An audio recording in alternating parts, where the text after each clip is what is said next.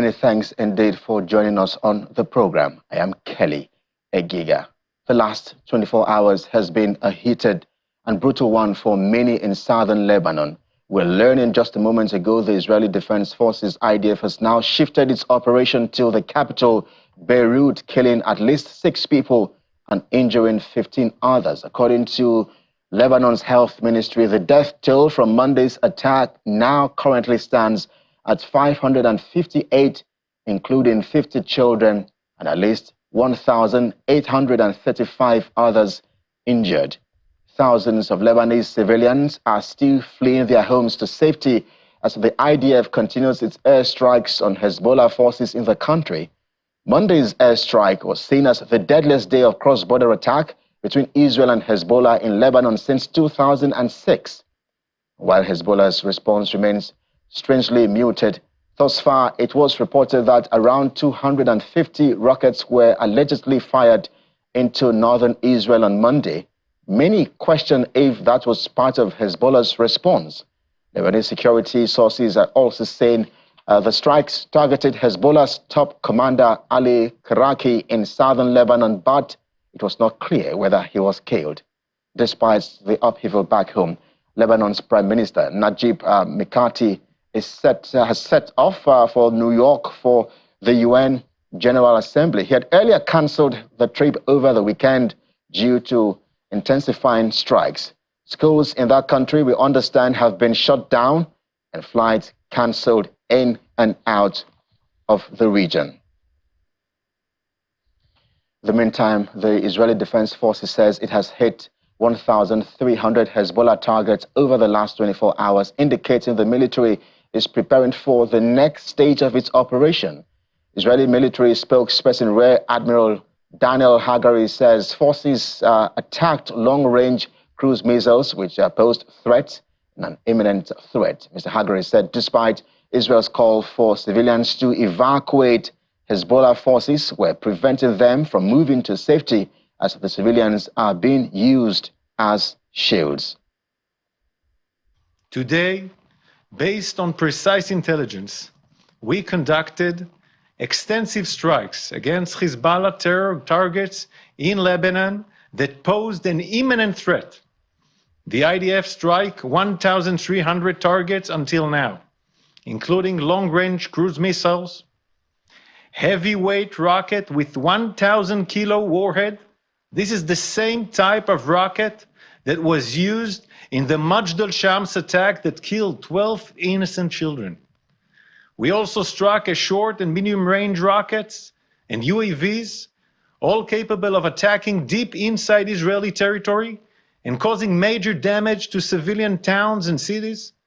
As part of our efforts to mitigate harms to civilians, we provided advance warning to civilians in specific villages in Lebanon where Hezbollah embedded its military assets and weapons and warned them to move out of harm's way. However, even as we called on civilians to move away from danger, we saw that Hezbollah operatives were doing the opposite and acted to prevent civilian moving safety.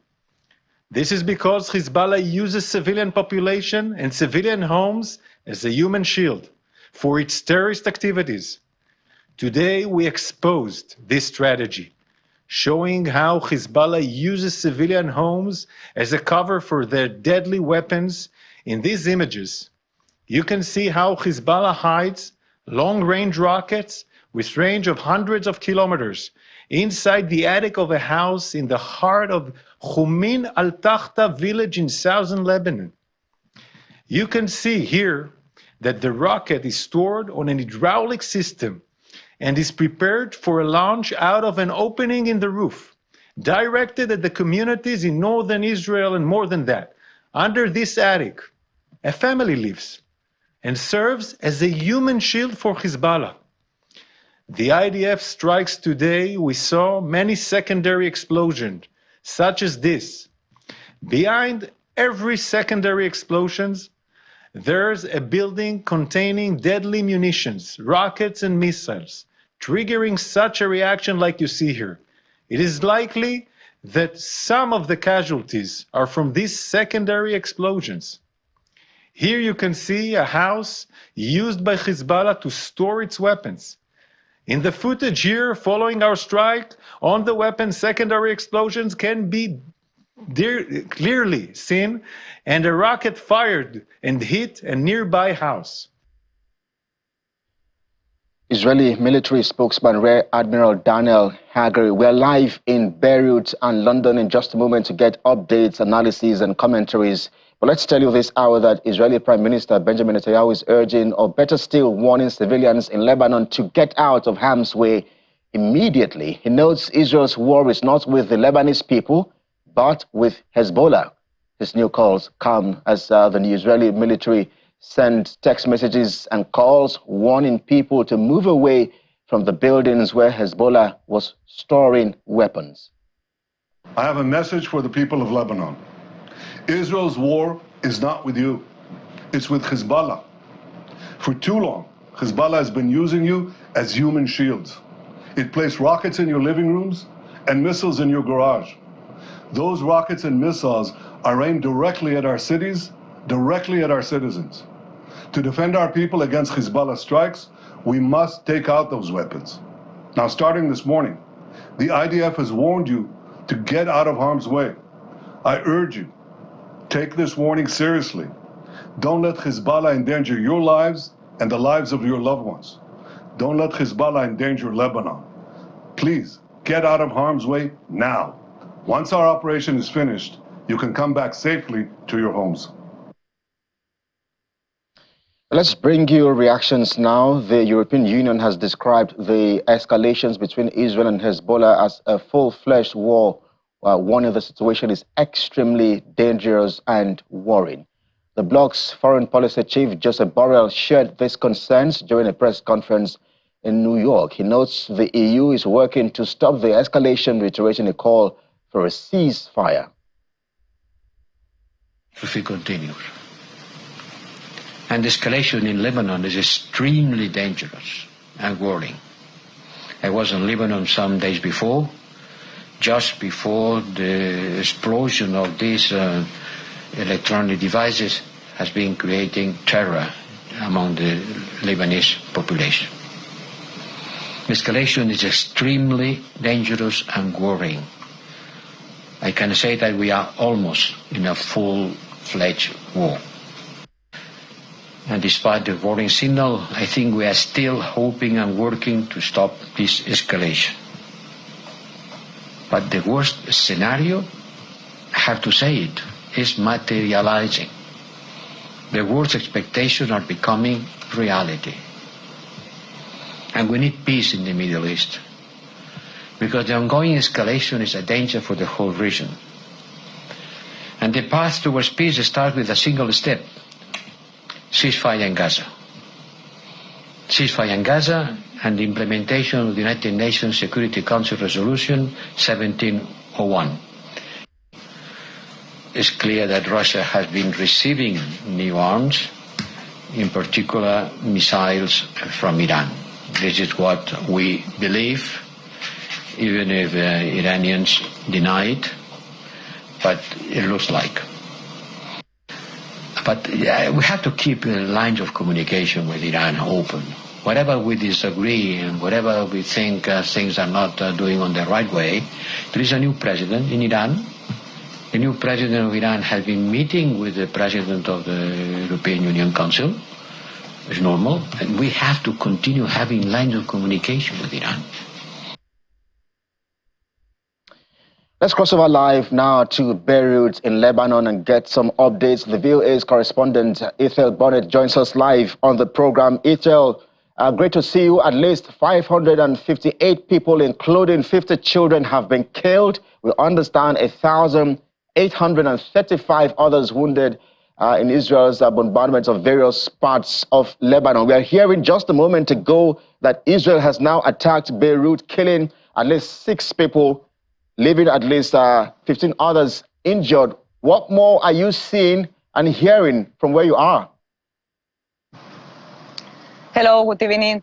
So, At 3 this afternoon, it was, you know, a big explosion in Dahie, that is the suburb of Beirut, one of the strongholds of Hezbollah, and was a target killing of one of the senior commander that is the first one since Friday. So this is a big, you know, a big, I don't know, a big damage, no, for the group, because all the military structure now it's really damaged. We're talking that since Friday to today was killing 3 high commanders, and also there was many fighters, and of course, you know, hundreds of civilians.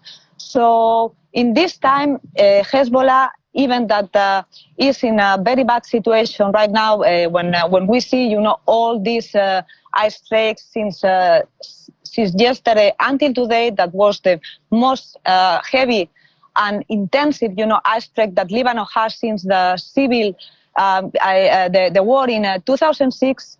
They still have the capacity to launch, you know, missiles to Israel. And today they were launching more than 200 or 300 missiles through the north of Israel, in the area of the Golan Heights, and also in the area of Haifa, that is more than 60 kilometers from the border. That this is mean that the war zone it's now, you know, wider, and is until 60 kilometers from the border.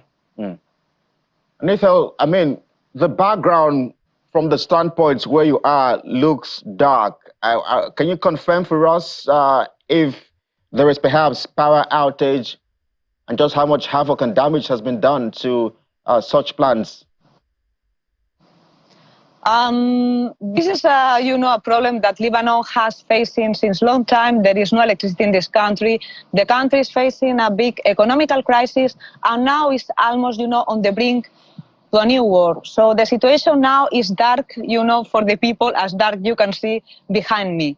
So nowadays, situation is very unpredictable. People start flee from the south because of the, you know, shelling, bombardments.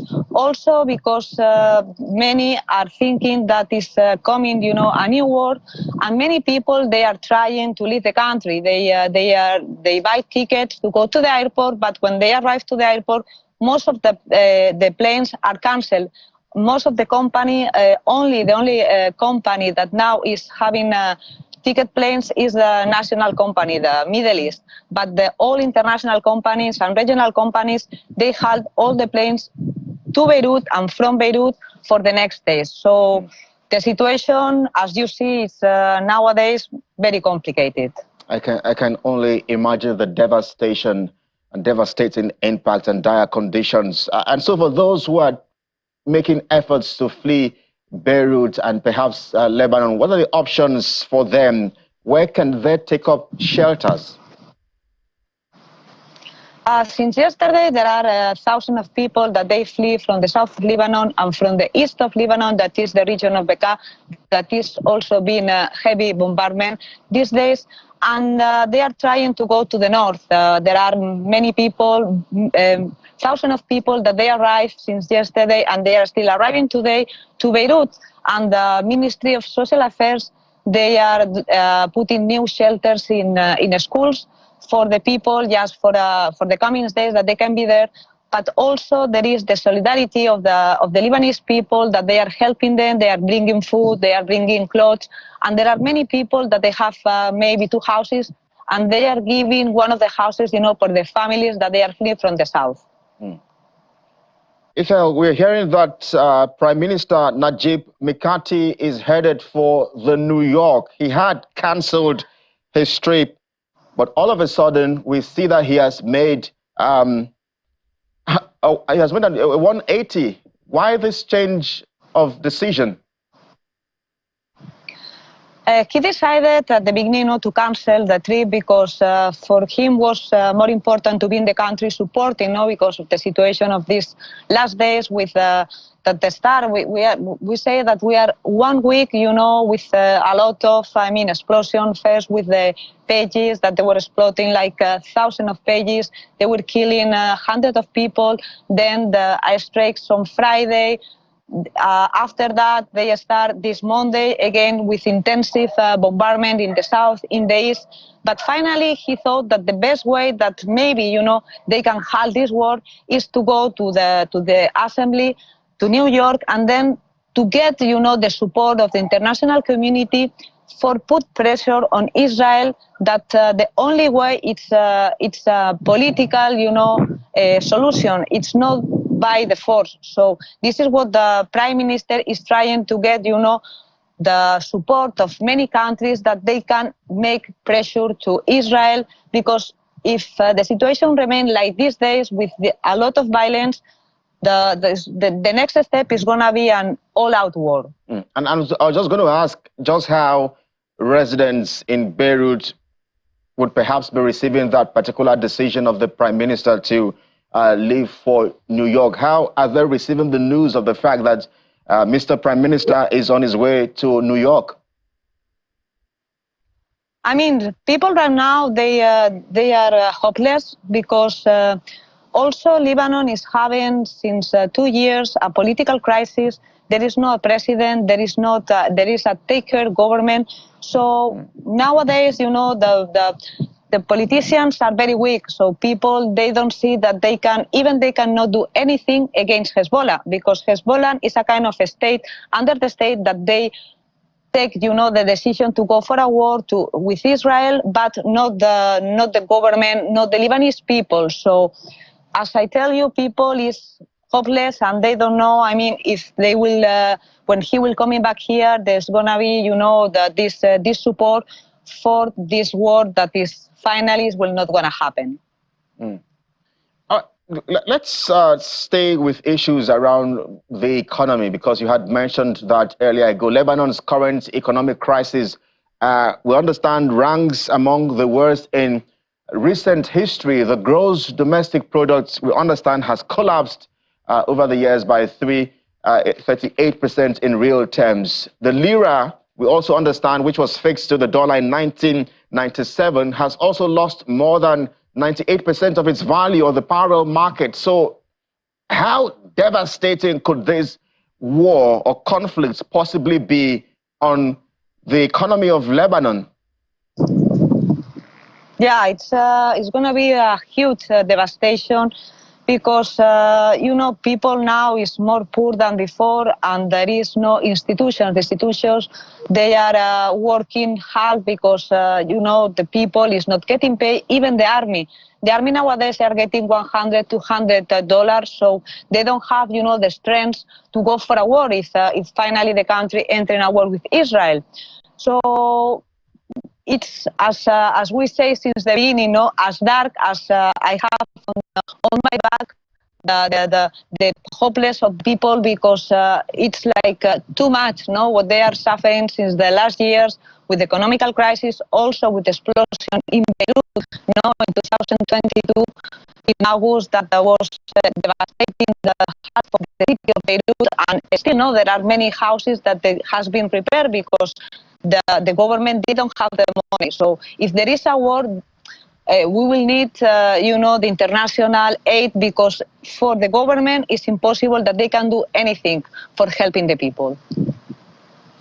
And Ethel, we know that Hezbollah has also fired a barrage of missiles at Israeli air bases, and we don't know just how much of an impact that will cause on Israel. Conditions, we understand, remain dire. Almost 50 children have been confirmed dead. Women and children as well have been confirmed dead as the attacks now begin to shift to the capital, Beirut. But we must thank you most kindly, VOA's correspondent Ethel Bonnet, live for us there in Beirut. Ethel, thanks indeed, and please stay safe. Thank you very much. Good evening.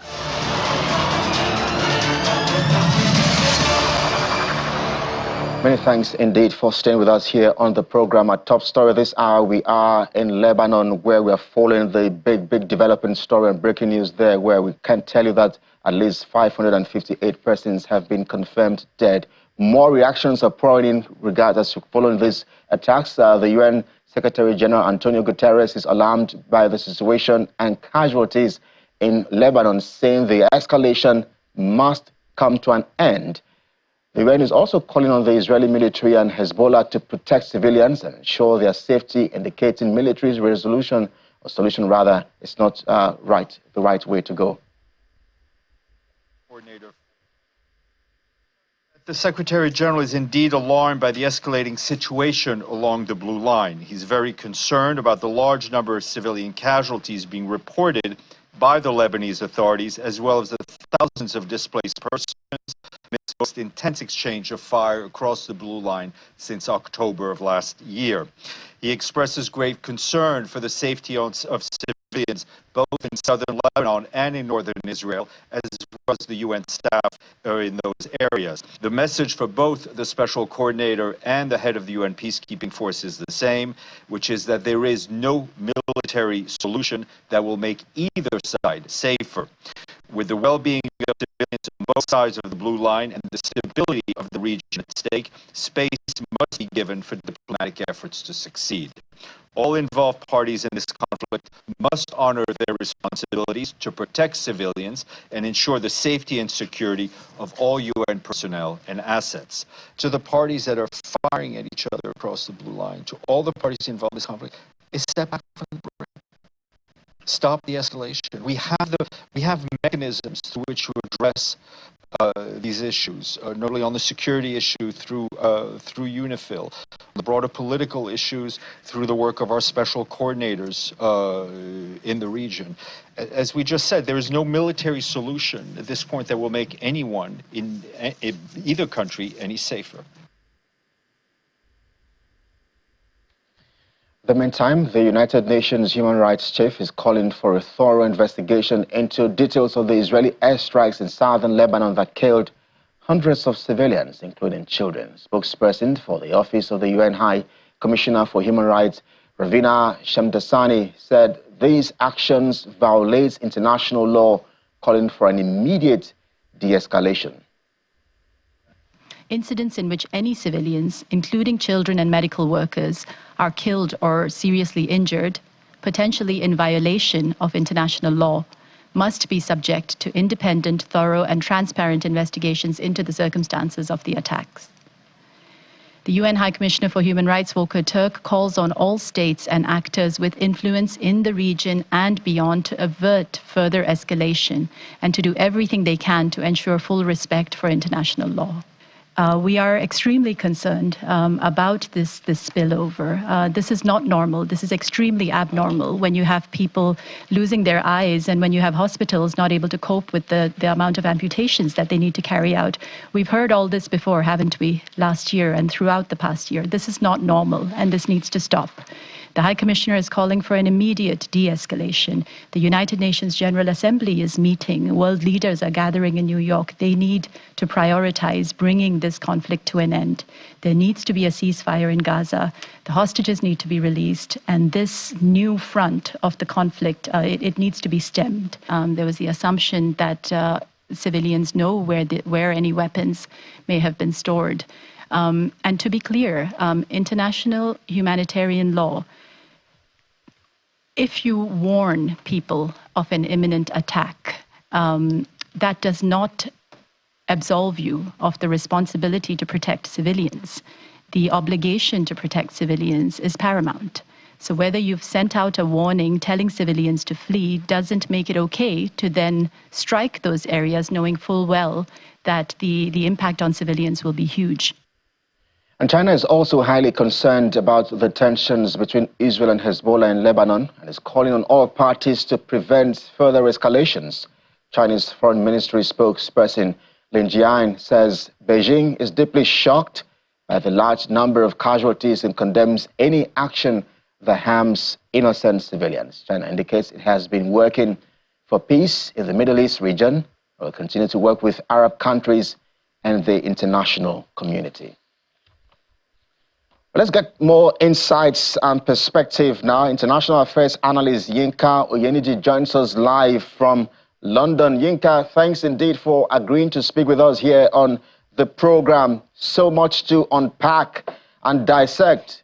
But the breaking news this hour is that 558 persons have been killed, 1,835 others have been injured. We are understanding and learning just a moment ago that Israel has now attacked Beirut, the capital, killing at least 5 persons and 15 others injured. Just how are you receiving this story? Oh, well, I think for me, the trajectory changed immediately with the attacks last week, I believe, through the walkie-talkies and the devices, solar panels and all. I just thought this was on another level. And quite rightly so, it wasn't accidental. It's something that had been planned for quite a long time, as we now know. So Israel has a lot, that he plans to do over time. And it seems as though nobody can hold Israel back. So I'm not in the least surprised that attacks have continued in Lebanon.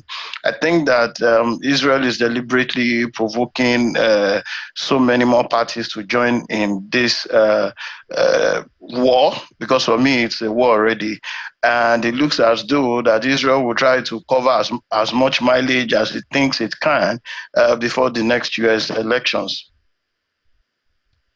Well, Yinka, perhaps I should take you up with one of the points you have mentioned, because that's the position of Iranian President Masoud Pezeshkian, who I think we can put up that quote now, if we may. He says, quote, "We want to live in peace.